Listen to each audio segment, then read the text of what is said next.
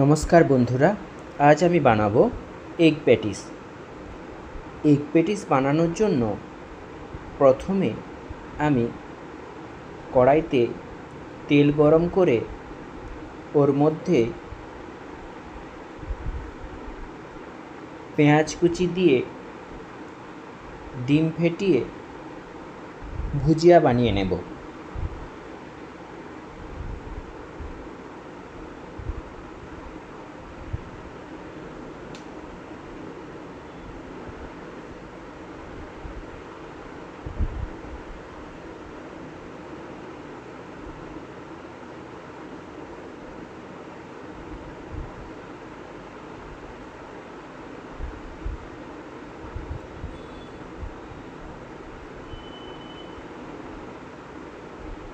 ডিমের ভুজিয়া হয়ে গেলে আমি ওটাকে কড়াই থেকে তুলে নেব।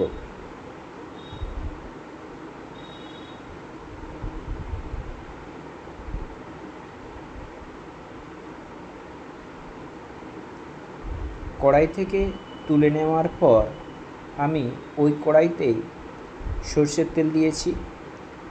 গরম হওয়ার পর এর মধ্যে আমি পেঁয়াজ কুচি দিয়েছি।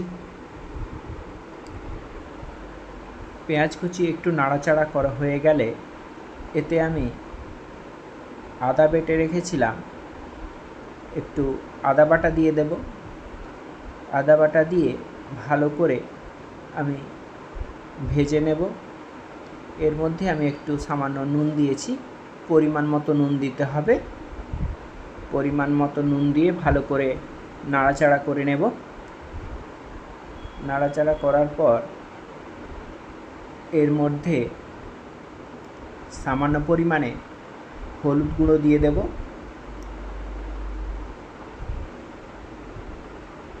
হলুদ গুঁড়ো দিয়ে ভালো করে নাড়াচাড়া করব। নাড়াচাড়া হওয়ার পরে আমি এর মধ্যে একটু লঙ্কা গুঁড়ো দিয়েছি। লঙ্কা গুঁড়ো দেওয়ার পর নাড়াচাড়া করে আমি আলু সেদ্ধ করে রেখেছিলাম, সেই সেদ্ধ আলুগুলো একটু স্ম্যাশ করে দিয়ে দিচ্ছি। দিয়ে ভালো করে মশলার সঙ্গে মাখিয়ে নেব। এরপর আমি একটু জিরে গুঁড়ো দিয়েছি। জিরে গুঁড়ো দেওয়ার পরে চিলি ফ্লেক্স দিয়েছি। দিয়ে ভালো করে নাড়াচাড়া করছি। নাড়াচাড়া হয়ে গেলে এর মধ্যে আমি ডিমের ভুজিয়াটা দিয়ে দেব। ডিমের ভুজিয়া দেওয়ার পর ভালো করে নাড়াচাড়া করে নেব। নাড়াচাড়া করে আমি নামিয়ে রেখে দেব। এরপর আমি পিস কাটা পাউরুটি নিয়েছি, দিয়ে কনাচি করে করে কেটে নেব।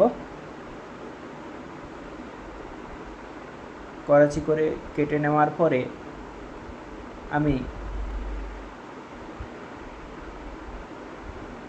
যে পুরটা তৈরি করেছিলাম ওতে এইভাবে পুরগুলো দিয়ে ভালো করে, আর একটা ব্রেডকেই এইভাবে ত্রিকোণাকার কেটে এইভাবে শেপ দিয়ে দেব। দেওয়ার পর আমি আরেকবার দেখাচ্ছি আরেকটা কিভাবে করতে হবে। এইভাবে করে আলুর পুরটাকে দেওয়ার পর সুন্দর করে ভালো করে দিয়ে দিতে হবে। দেওয়ার পর আরেকটা ব্রেড ওর মধ্যে দিয়ে দেবে, সমান আয়তনের যেন ব্রেডগুলো থাকে, তাহলে ভালো হবে। এবং একটু হাতে করে চেপে চেপে দিতে হবে। এইভাবে আমি সবগুলো করে নিয়েছি। এরপর আমি বেসন নিয়েছি, অবশ্যই মটর বেসন নেবেন। মটর বেসনটা মিহি হয়। তো মটর বেসনের মধ্যে একটু নুন দিয়েছি, কালো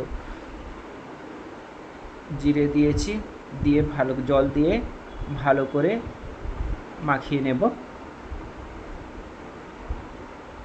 ভালো করে মাখিয়ে নেওয়ার পর ওই রুটির পুরভরা যে রুটিটা ছিল ওটা বেসনের মধ্যে চুবিয়ে ডুবো তেলে আমরা ভেজে নেব।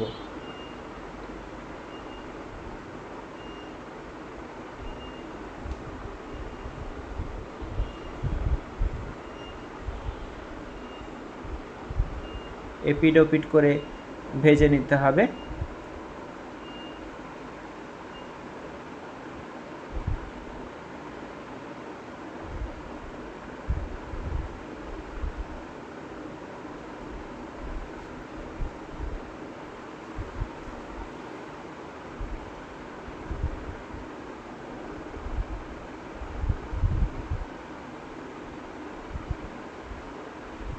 ভালোভাবে লাল লাল করে ভেজে নেব আমি,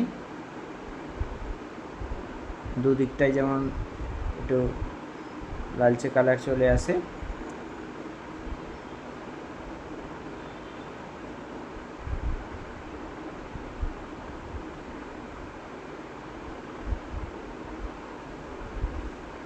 আমার লালচে কালার চলে এসছে দেখুন।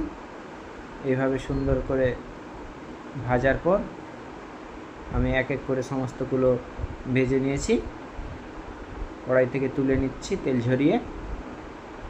এরপর আমার এটা রেডি হয়ে গেছে এগ প্যাটিস। বাড়িতে অবশ্যই বানাবেন, ভালো লাগলে অবশ্যই শেয়ার করবেন।